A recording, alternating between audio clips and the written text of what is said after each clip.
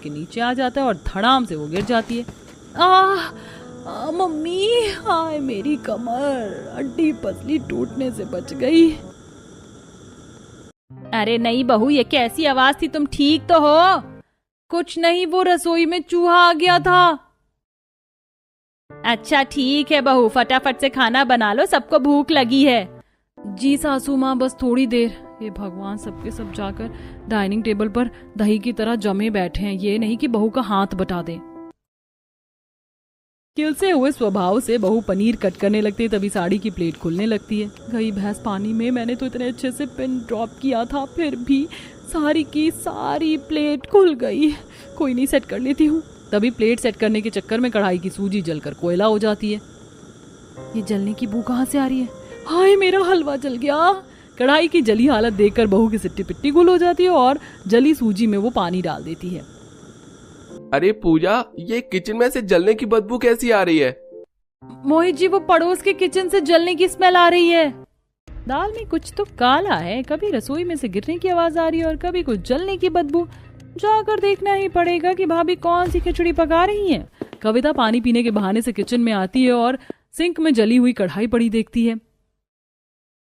भाभी, आपने मम्मी की फेवरेट नॉन स्टिक कढ़ाई जला डाली। कविता प्लीज मम्मी जी को मत बताना, वरना राई का पहाड़ बन जाएगा। मैं अभी स्कॉच ब्राइट से एकदम चमका दूंगी। भाभी, इसीलिए मैंने आपको कहा था कि आप ये 100 मीटर की साड़ी में पहले रसोई का खाना नहीं बना पाएंगी।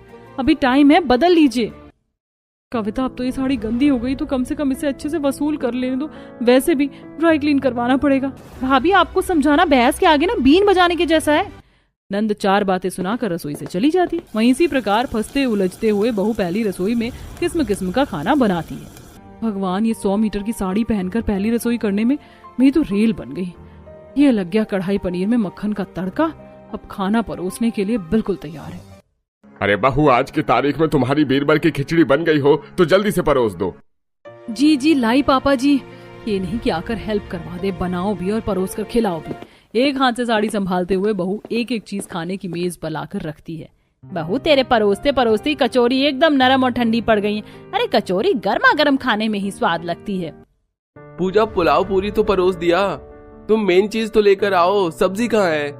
जी बस अभी लाती हूँ मोहित जी। थोड़ा सुंदर लगने के चक्कर में इतने सारे चक्कर काटने पड़ गए, ये 100 मीटर की साड़ी भारी पड़ गई। तभी सब्जी लाते हुए बहू का पूरा शरीर गर्मी से चिपचिप करने लगता और चक्कर आने से सब्जी का बाउल गिर जाता है।